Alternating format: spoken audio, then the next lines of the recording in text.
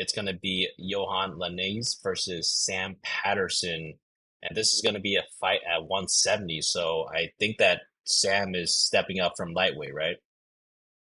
Yep, Yep. that is Okay, correct. cool. So Johan, he's 9-2. He's 3-2 in his last five. He's coming off of that submission loss against Mike Malott, who's actually fighting in the main card a little later on. He's going up against Sam Patterson, 10-2-1. He's 4-1 his last five. He's coming off that knockout loss to Yanal Asmov. And right now, the odds for this fight right here, pretty interesting. So Johan's a minus 148 at the moment. He opened up at a minus 125.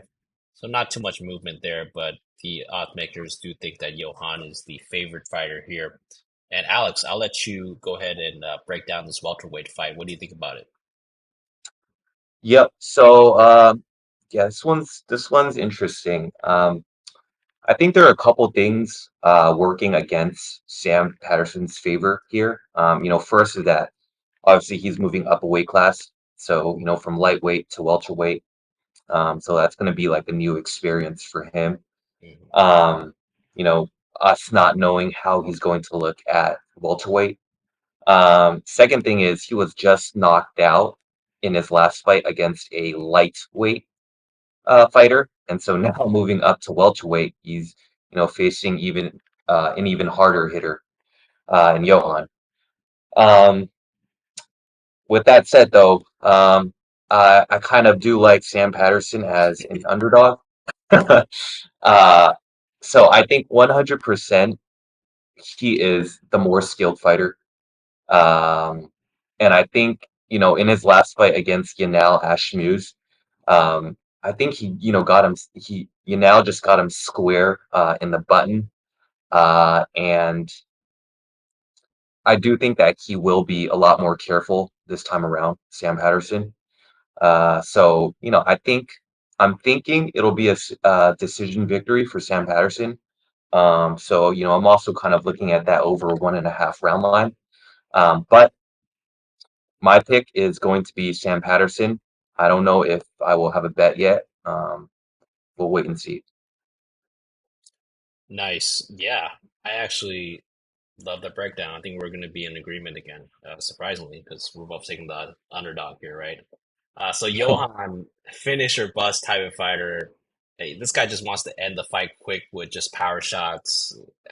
He does have some power. I'm not gonna lie. I think he does have some power. He can if he can't overwhelm the opponents with his power though. I think that they could put him on his back foot where he's just becomes a much weaker fighter, especially the later the fight goes on, because this guy has some really questionable cardio. I think he tends to fade pretty hard the later the fight goes. He does have grappling. I mean, he has power takedowns, but I don't know if that's the base of what he's trying to do. I think he's really trying to strike. And for Sam, I think that Sam, if you watch him, he has a good boxing foundation. I think he's able to work in long combos, has good pop and snap on his punches, even the only thing that I don't like, and this is, I was actually, I don't know if I played Yanal, but I picked Yanal to win that fight, is because this guy is like kind of tall and he leaves his chin in the air. He just kind of fights really tall and he's subject to being KO with this defensive style. So I think that in this fight, it's not going to play out that way just because I think that I think I'm more so fading Johan here. I just do not like the tape that I've seen of him in his recent fights. He seems to just be a kind of a one trick pony. And once you get over the power trick, it's just, he becomes just not that great of a fighter, in my opinion. Sam also, by the way, I think he has good jiu-jitsu skills, able to use the length and frame to his advantage that he has. I think his takedown defense could use some work. However, once he's on the ground, he does attempt to get back up or reverse position.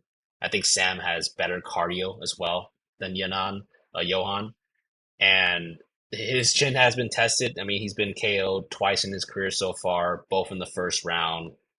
This fight will be Sam fighting at 170, so it's going to be the question of whether he'll have, let's say, he'll have better durability because he has to, cut less weight, or maybe there's going to be a chance that he's going to be chinned by, the 170 power compared to the 155 power. So at the moment, I do lean towards Sam just being able to weather Johan's early power and then break down Johan in later rounds. I think that the official pick that I have right now is Sam via club and sub. I think that in later rounds, he's eventually going to be able to strike and then catch Johan probably on the ground and then use his jiu-jitsu skills to sub him.